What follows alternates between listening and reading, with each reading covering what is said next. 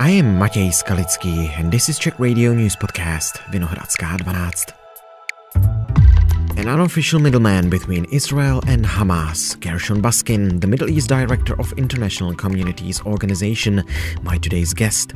How is the deal for the release of hostages being negotiated? Why do dozens of them still remain in tunnels under Gaza? And are secret agents abroad already on the hunt to kill Hamas masterminds?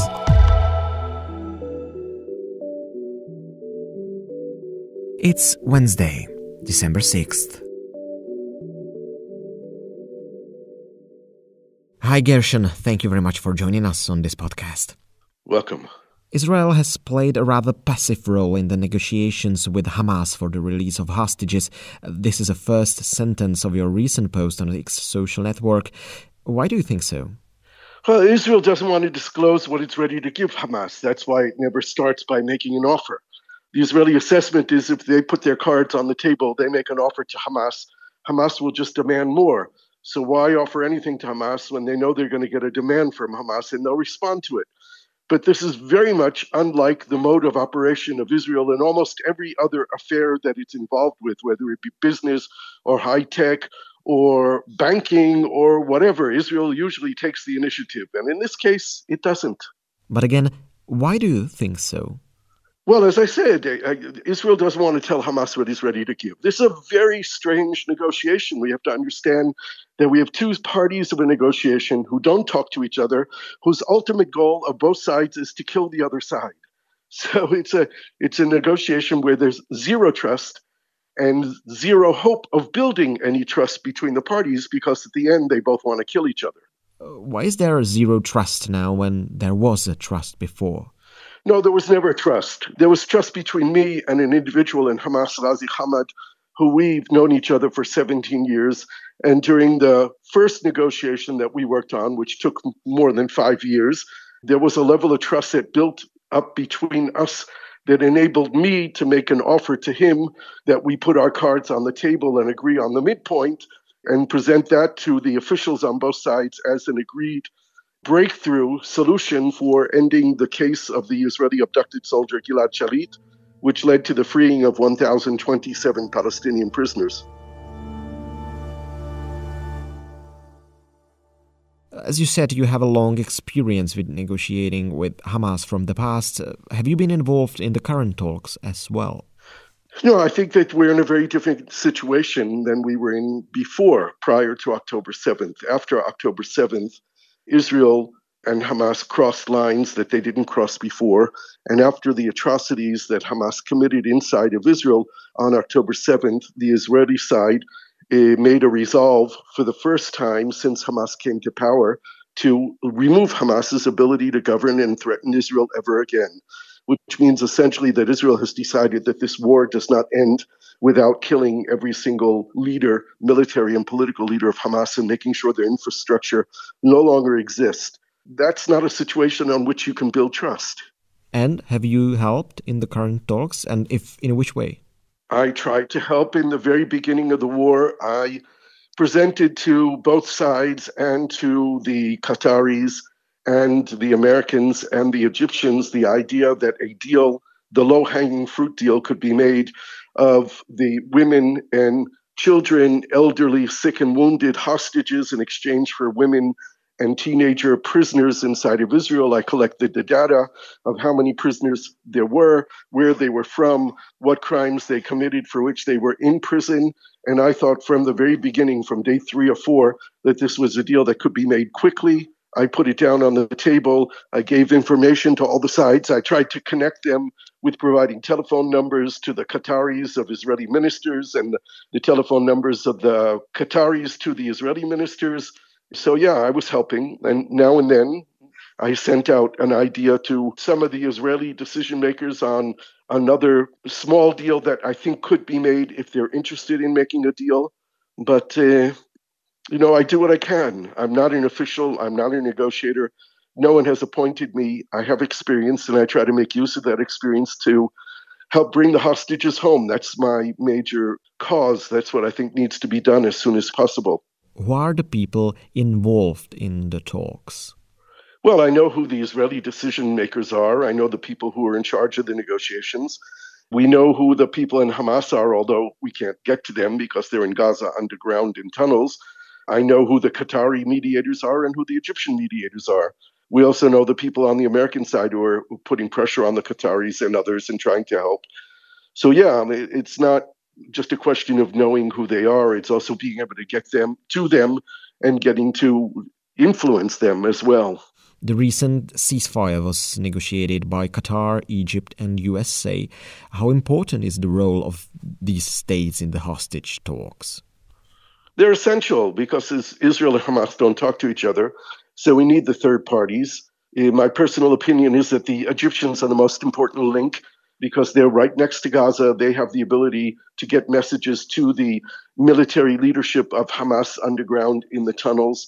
The Qataris are important because the Hamas political leadership is sitting there and because the Americans have influence over the Qatari government, and the Qatari government can put influence over the Hamas leadership. The United States has weighed in to put pressure on Qatar, and that has apparently been effective. I think the United States also has weight of persuasion over Israel because Israel can't run this war without the American support, both military support, providing more and more bombs that Israel's dropping on Gaza, as well as the political cover that Israel needs when the whole world is ganging up against Israel right now. Let's talk about the negotiation in details.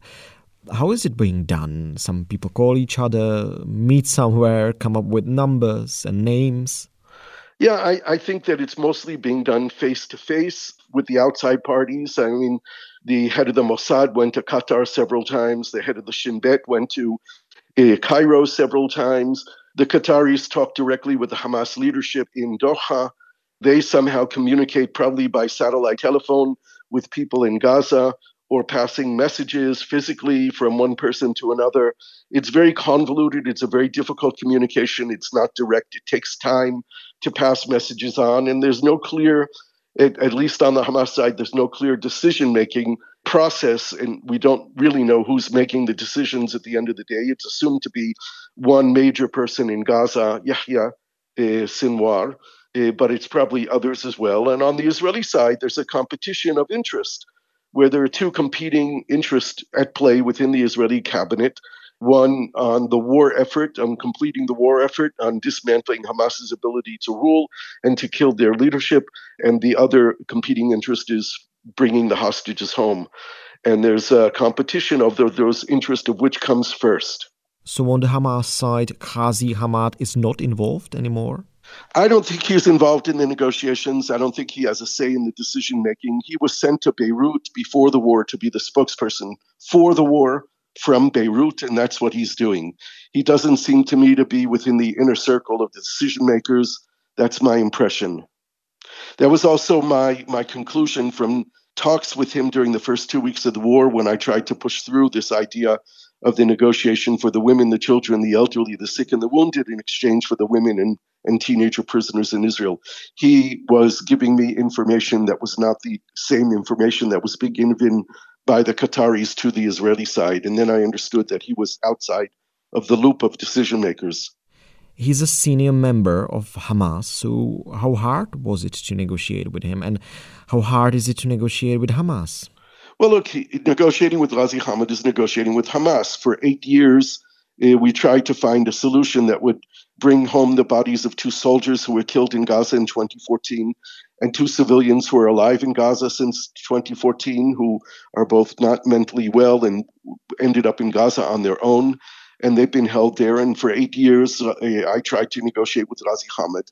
In fact, I was negotiating with Yahya Sinwar or with the higher leadership.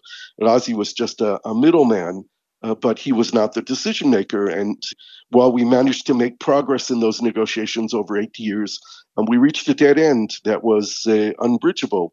And I then tried to convince Ghazi as of more than 2 years ago for us to spend a couple of days together somewhere and brainstorm on how we break this deadlock between Israel and Hamas, how we change the situation inside of Gaza, how we begin to open up the blockade on Gaza and change the reality for the 2 million people living there.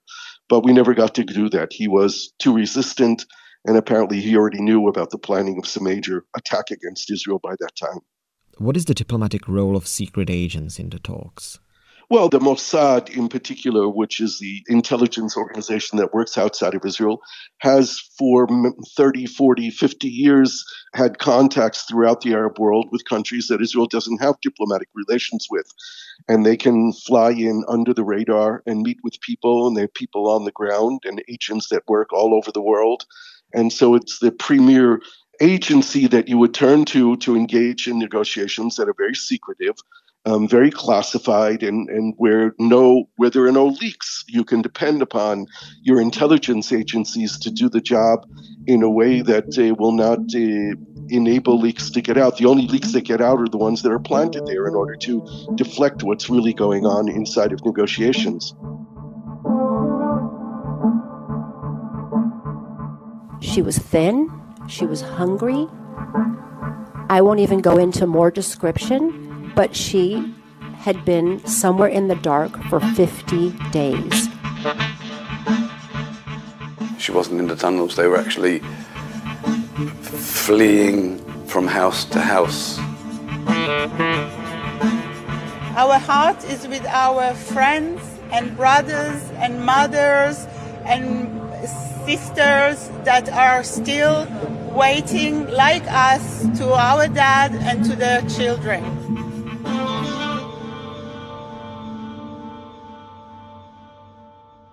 Dozens of Israelis are still being held hostage in the tunnels underneath the Gaza Strip. How Hamas treat the hostages? I've read and seen their testimonies. Sometimes they're really terrifying, horrifying stories. That's right. The hostages came back with horrific stories of how they were treated, both when they arrived in Gaza and they were displayed in public and people hit them and really tortured them, to the conditions they were put in, whether it was underground, in tunnels, or in homes. They all came back malnourished. They didn't have enough food. They didn't have basic medicines that they needed. People who were wounded were never treated.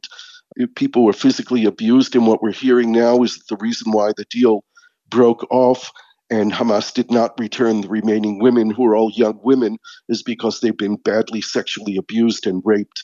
And Hamas doesn't want them to go back, which probably means that either they're continuing to be sexually abused and raped, or they've already been killed, or they will be killed. The government is ignoring us. It has a time for anything else but the families of hostages. It is a shame, said Daniel Lifshitz on Monday. His grandmother has been already released. His grandfather is still among the hostages in Gaza. Do you think that the Israeli government is ignoring the families of hostages? Well, the hostage families have put a lot of pressure on the government. And yes, they have not given this a priority. They should be holding at least one weekly meeting with the family of the hostages and tell them what's going on. It seems to me that with the breakdown of the pause that was enabling the release of hostages, with the breakdown and the return to the war, that there is a decision of the Israeli government to push forward with the war effort, and the hostages have been put to a lower flame right now of importance in the day-to-day operations of the war that's going on. There is this belief in Israel, which I do not share, that the military pressure on Hamas will enable a better deal, will force Hamas to release more hostages more quickly. I don't share that opinion. I think it's wrong. I think that people who are saying it are only guessing that what they're saying is true, but it goes across the entire national security establishment of Israel that everyone, almost no one, is saying differently, that the military pressure on Hamas will release the hostages. I think it endangers the hostages, quite frankly. That's what Mr. Gallant, Ministry of Defense of Israel, said, that he thinks that the military operations in Gaza put Hamas under pressure and there is a higher chance then of releasing more hostages. So you don't think the same as Mr. Gallant? No, I don't think the same. This is what they said also before the first agreement was made. And my personal opinion is, and assessment is, that the deal could have been made 2 or 3 weeks earlier, but it was the military pressure on Hamas that actually delayed it. What should do Israel next? Can Israel free the hostages and destroy Hamas at the same time? I think that the only way to bring back hostages safely and assuredly is through a negotiated agreement. There is what's called the all-for-all deal, which I don't see happening, which is releasing all the hostages in exchange for all the Palestinian prisoners in Israel. This is the deal that Hamas wants. This is the holy mission of Yahya Sinwar, to free all the Palestinian prisoners. But we're talking about more than 7,600 prisoners, including 559 who are serving life sentences, and another 130 of the terrorists who were caught in Israel on the day of the attack on October 7th, and another 300 or 400 Hamas fighters who were taken out of Gaza since the war began. This is something that I don't think could happen, but I think that there is a possibility of making a deal with Hamas for the remaining civilian hostages, which includes the women if they're still alive and they're willing to make a deal on them, the elderly, the sick, and the wounded. And I think that Israel could make a generous offer to Hamas to release hundreds, even thousands of prisoners, including perhaps some of those who are serving life sentences. I think this is a deal that could be made, and I think that Israel should make it. I have different ideas of how it should be done, but I think that fighting the war and relying on search and rescue operations, it not only puts the hostages at great risk, it also puts the soldiers at great risk. Is Hamas capable of harm hostages in case the negotiations won't go as expected? Yeah. At the very beginning of the war, the Hamas people said in Gaza that they would execute hostages. And then a few days later, the leadership in Doha, in Qatar, walked that back and said they wouldn't do it. But Hamas has to soon begin to understand their situation on the ground in Gaza. If they didn't realize it until now, they are finished. Their day of reckoning with their God will come soon. Israel will find the leadership of Hamas, either by chance or by intelligence, and they will execute them. And this is the reality that Hamas needs to face. And I think when they do begin to face that reality, we might actually see them executing hostages. I believe that they already have. We know that there are hostages who have been killed after they were taken. We've seen Israel retrieve some bodies from Gaza of hostages who were alive going into Gaza and who were found dead, and they weren't killed by the Israeli bombing, although some of the hostages may have also been killed by Israeli bombings. The Israel-Hamas truce talks have been cancelled a few days ago, so do you see a chance to renew them in the foreseeable future? Yeah, there'll only be a truce again if there's another hostage release. The two of them come together. A hostage release cannot be done without the truce in place. So if Hamas wants a truce, then it's going to have to agree to another hostage release. If not, Israel will just carry on and move further and further south and surround the city of Khan Yunis and the city of Rafah and begin to do its underground operations of searching for hostages and searching for the Hamas command. Do you think that Mossad intelligence officers have been already on a hunt to kill Hamas representatives abroad? For sure. From day one of the war and probably beforehand. I think that if you look back in history, every person in Hamas who had anything to do with the abduction of the soldier Gilad Shalit in 2006 or keeping him held hostage over 5 years and 4 months is no longer alive. Israel over the years managed to get to every single person who had anything to do with the abduction and the keeping of Gilad Shalit, and I think that's their intention with regard to the entire Hamas leadership, both the leadership in Gaza, the leadership in the West Bank, and the leadership abroad, wherever they may be at any time. None of them should feel safe. I really appreciate all your answers, and thank you very much again for your time. You're very welcome. Have a good day.